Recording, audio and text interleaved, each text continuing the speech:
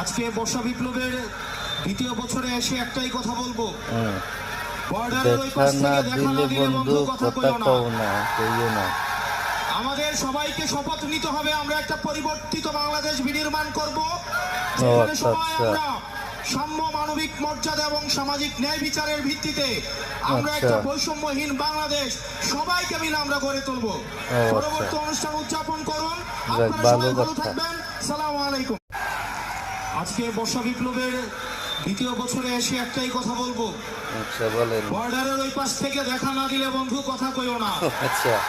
বন্ধু কথা কয় না। আমাদের সবাইকে শপথ নিতে হবে, আমরা একটা পরিবর্তিত বাংলাদেশ বিনির্মাণ করব, যেখানে সবাই আমরা সাম্য, মানবিক মর্যাদা এবং সামাজিক ন্যায় বিচারের ভিত্তিতে আমরা একটা বৈষম্যহীন বাংলাদেশ সবাইকে মিলে আমরা গড়ে তুলবো।